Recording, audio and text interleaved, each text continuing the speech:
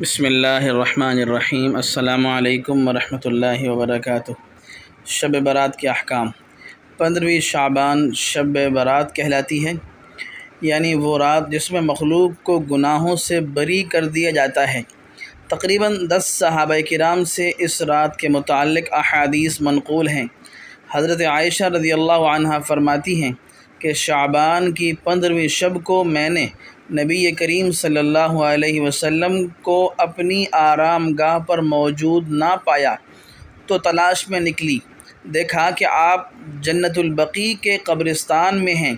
پھر مجھ سے فرمایا، آج شعبان کی 15ویں رات ہے، اس رات میں اللہ تعالیٰ آسمان دنیا پر نزول فرماتے ہیں اور قبیلہ بنی کلب کی بکریوں کے بالوں کی تعداد سے بھی زیادہ تعداد میں گناہگاروں کی بخشش فرماتے ہیں۔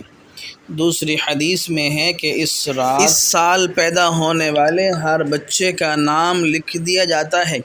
اس رات میں اس سال مرنے والے ہر آدمی کا نام لکھ دیا جاتا ہے۔ اس رات میں تمہارے اعمال اٹھائے جاتے ہیں اور تمہارا رزق اتارا جاتا ہے۔ اسی طرح ایک روایت میں ہے کہ اس رات میں تمام مخلوق کی مغفرت کر دی جاتی ہے سوائے 7 اشخاص کے۔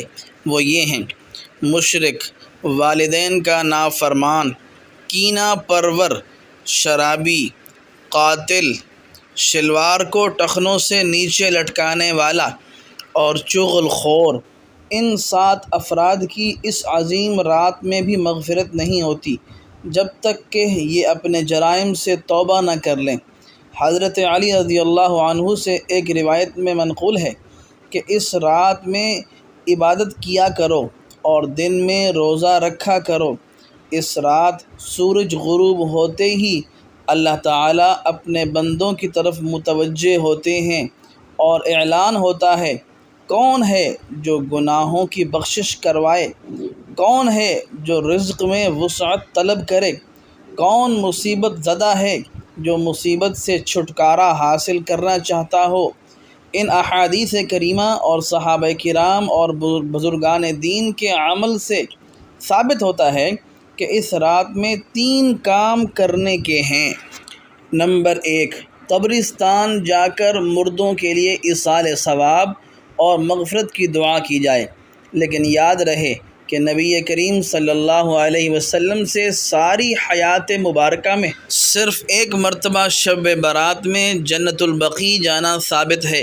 اس لیے اگر کوئی شخص زندگی میں ایک مرتبہ بھی اتباع سنت کی نیت سے چلا جائے تو اجر و ثواب کا باعث ہے، لیکن پھول، پتیاں، چادر چڑھاوے اور چراغاں کا اہتمام کرنا اور ہر سال جانے کو لازم سمجھنا، اس کو شب برات کے ارکان میں داخل کرنا، یہ ٹھیک نہیں۔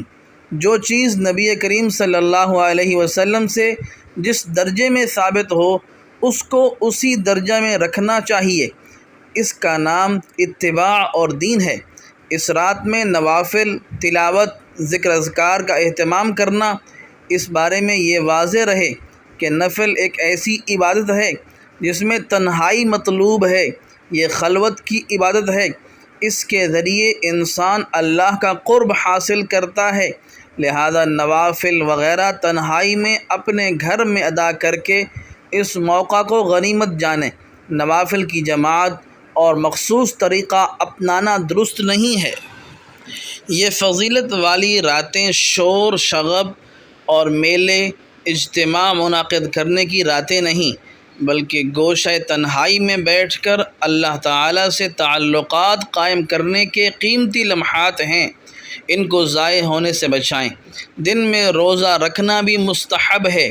ایک تو اس بارے میں حضرت علی رضی اللہ عنہ کی روایت ہے، اور دوسرا یہ کہ نبی کریم صلی اللہ علیہ وسلم ہر ماہ ایام بیض یعنی 13، 14، 15 کے روزوں کا اہتمام فرماتے تھے، لہذا اس نیت سے روزہ رکھا جائے تو موجب اجر و ثواب ہوگا۔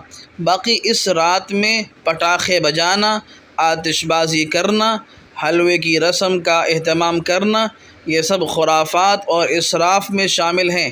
شیطان ان فضولیات میں انسان کو مشغول کر کے اللہ کی مغفرت اور عبادت سے محروم کرنا چاہتا ہے، اور یہی شیطان کا اصل مقصد ہے۔ بہرحال اس رات کی فضیلت بے اصل نہیں، اور سلف صالحین نے اس رات کی فضیلت سے فائدہ اٹھایا ہے۔